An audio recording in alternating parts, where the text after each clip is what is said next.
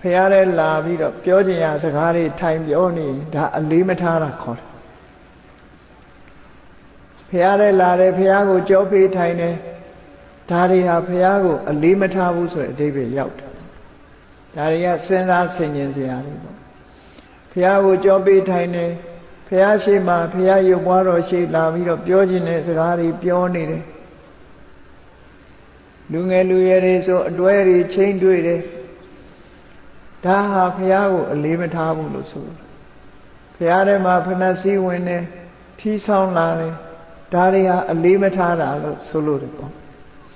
အဲ့ဒီလိုအလေးမထားမှုတွေမယုံမသိမလေးစားမှုတွေလုပ်လာဆိုပါစို့ထိုင်းနိုင်ငံရောက်ဘူးတဲ့ပုဂ္ဂိုလ်တွေသိကြလိမ့်မယ်ဖြစ်ပုံလေးကိုတတိထားဖို့ပြောတာသူတို့ကိုအပြစ်တင်တာမဟုတ်ဘူးထိုင်းနိုင်ငံမှာဆိုရင်ဇေဒီပထိုးတွေပေါ်မှာဖဏစည်းနေကြတယ်နိမြန်မာပြည်မှာပဲဖဏချွတ်တာလေးကကျန်းနေသေးထိုင်းမှာဆိုရင်ဖဏတွေစီးကြအဲ့ဒါဘာလောက်တာလဲအလေးမထားတာလို့ခေါ်တယ်အလေးမထားတော့ဘူးမြန်မာလူမျိုးတွေဟာလည်းကြည့်ဖះဘူးလို့နာမည်တက်ပြီးတော့သွားတဲ့အခါမှာတကယ်ဖះကိုအလေးထားသလားဆိုမထားဘူးအလေးမထားသည့်အတွက်ကြောင့်ဖះတော့ကောက်ဝေါ်ချလိုက်တယ်ပြီးတော့ပြောချင်တာပြောပြီးတော့နေကြတယ်အာယုန်ထဲမှာဖះဆိုတာမရောက်လာဘူးတိတ်ဒါအများစုကိုပြောပြနော်အများစုကအဲ့လိုဖြစ်ဖះကိုလှက်ပတ်ပြီးတော့ကြည်ဖို့လောက်ပဲစိတ်ထဲမှာထားပြီးမြတ်စွာဘုရားရဲ့ဂုဏ်တော်တွေကိုရည်မှန်းပြီးတော့ဩဒီဖះကတို့ဘာတွေဆုံးမခဲ့အဲ့ဒီဆုံးမတဲ့ဟာတွေငါတို့လိုက်နာအောင်မှာပါလားဆိုတဲ့အလေးစားတဲ့စိတ်ဓာတ်သိပြီးတော့မရှိကြဒါဟာသာသနာကွယ်ခြင်းရဲ့အကြောင်းတစ်ခုပဲသူများကဖြတ်လို့သာသနာကွယ်တာမဟုတ်ဘူးမိမိတို့ကိုယ်တိုင်အလေးမထားမှုတွေဟာသာသနာကွယ်ခြင်းရဲ့အကြောင်းလို့ဒီလိုဆိုလို့တယ်မြတ်စွာဘုရားရုပ်ပွားတော်တွေဇေဒီပထိုးတွေကိုအလေးမထားကြဘူးမြန်မာပြည်မှာဆိုလို့ရှိရင်ရှေးဆရာတော်ကြီးတွေဆုံးမကြဘုရားပွဲကျင်းပပြီဆိုလို့ရှိရင်ဇက်ပွဲတွေထက်ကပြအေးဖြစ်တဲ့နာကမြတ်စွာဘုရားကိုတူရိယနဲ့ပူဇော်တယ်ဆိုရင်တော့ကုသိုလ်ရမယ်ဘုရားနဲ့ပတ်သက်တဲ့သခြင်းတွေဆိုပြီးဘုရားကိုပူဇော်မယ်ဆိုရင်ကုသိုလ်ရအဲ့ဒါလိုမဟုတ်ဘဲနဲ့ဖေတော်မောင်တော်တွေနဲ့ပြောချင်ရပြောလုပ်ချင်ရလုပ်ပြီးဘုရားရဲ့ရင်ပြင်ထဲမှာအမိုက်တရိုက်တွေရှုပ်သွားအောင်လုပ်ရင်ဘုရားကိုအလေးမထားဘူးဆိုတဲ့အဓိပ္ပာယ်ရ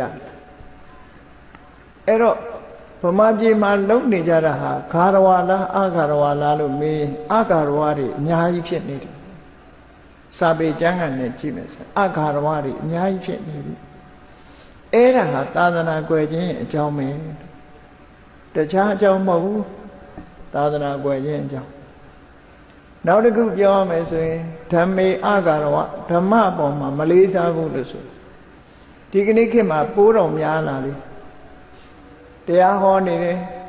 စကားပြောတယ်တယ်လီဖုန်းပြောတယ်အဲ့ဒါတရားကိုအလေးမထားဘူးလို့ဆိုလို့အလေးမထားရရောက်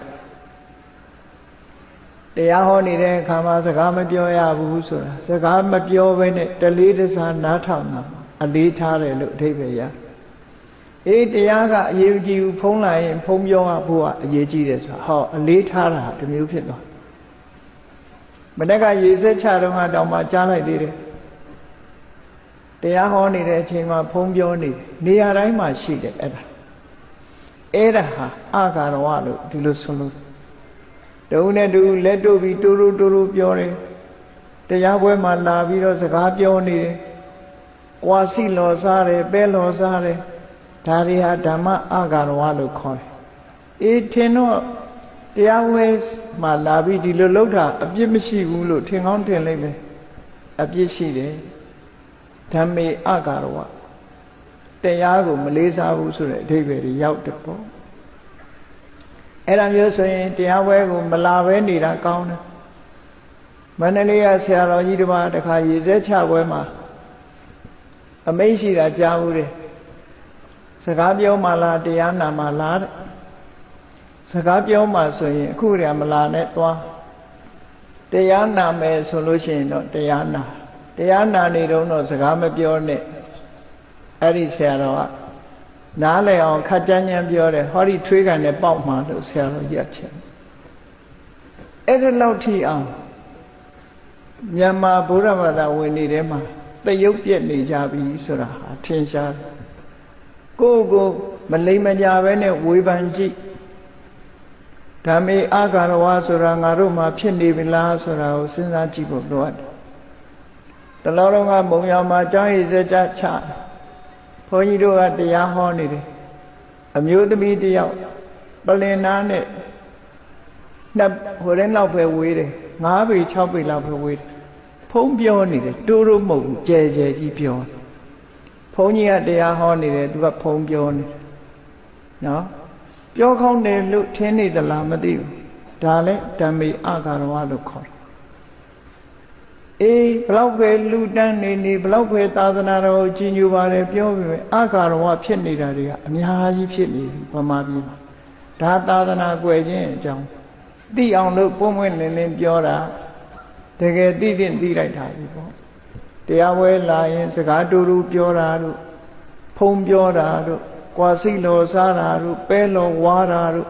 ဟိုဟာဒီဟာစားတာအေးတရားဝဲမှာအပြောလာသလိုဖြစ်တယ်တချို့လည်းပဲတရားဝဲမှာလက်ဖက်တုပ်တွေဂျင်းတုပ်တွေဝေထားတာရှိတယ်အဲ့ဒါလေး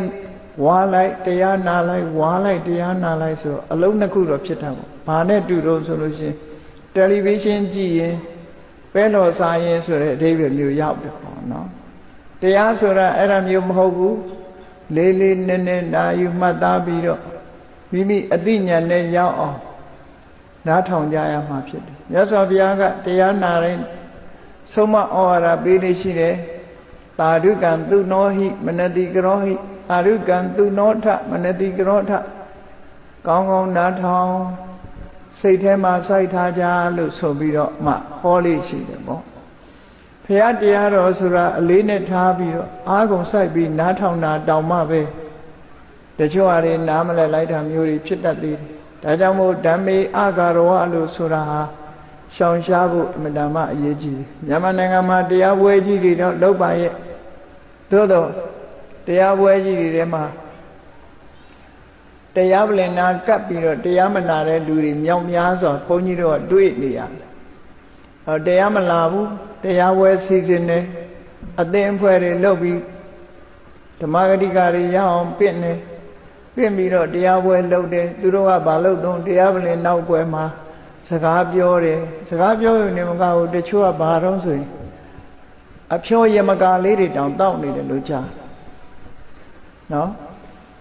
ဓမ္မေအာဂါရဝအဲ့ဒီပုဂ္ဂိုလ်တွေကတော့ကောင်းရသူတိရောက်ဖို့တော့မရှိဘူးတရားရဲ့အသိဉာဏ်လည်းရမှာမဟုတ်ဘူးအဲ့ဒါမျိုးတွေတောင်ရှိနေတယ်ဆိုတာဘုန်းကြီးတို့တွေကကြားသိနေရတယ်ပေါ့ဒါတွေဟာဓမ္မေအာဂါရဝအခုမြတ်စွာဘုရားကရှင်ကိမိလကိုဆုံးမတဲ့နေရာမှာကြည့်အဖြေပြောတဲ့အခါမှာသာသနာကွယ်ပခြင်းဟာအခုလိုဓမ္မေအာဂါရဝဓမ္မပေါ်မှာမလေးစားဘူးဆိုရင်လည်းသာသနာကွယ်တယ်တဲ့နောက်တစ်ခုကတန်ခေအာဂါရဝတန်ခါပေါ်မှာမလေးစားဘူးဆိုရင်လည်းကွယ်တယ်တန်ခါဆိုတဲ့တရားမှာလူတွေနဲ့ကြီးမဆိုင်ဘူးဘုန်းကြီးအချင်းချင်းလည်းပဲတူတူပဲတန်ခါလို့ဆိုတဲ့အချင်းချင်းထဲမှာအတ္တဒိဋ္ဌကုံဝါကြီးမားတဲ့ပုဂ္ဂိုလ်တွေရှိတယ်လေးစားရမယ့်ပုဂ္ဂိုလ်တွေကိုလေးစားတယ်ကိုယ်ရကြီးတဲ့ပုဂ္ဂိုလ်တွေကိုလေးစားတယ်နေရာပေးတယ်ဆိုတာတန်ခါအချင်းချင်းလည်းပဲလေးစားမှုရှိရအဲ့ဒီလိုမလေးစားဘူးပြောခြင်းအားထားပြောတယ်ဆိုလို့ရှိရင်တန်ခေအာဂါရဝဖြစ်အဲ့ဒါဟာသာသနာကွယ်ခြင်းအကြောင်းတရားပဲယဟန်တန်ခါတွေထဲမှာလည်းပဲဒီလိုဟာမျိုးတွေများစွာတွေ့နေရတယ်ပေါ့အဲ့ဒီလိုများစွာတွေ့နေခြင်းဟာကောင်းတဲ့လက္ခဏာတွေမဟုတ်ဘူးမြတ်စွာဘုရားရဲ့ဒီသုတ်တန်အရာဆိုရင်တန်ခေအာဂါရဝတန်ခါကိုမလေးစားခြင်းပဲလို့ဒီလိုဆိုလိုတယ်ပေါ့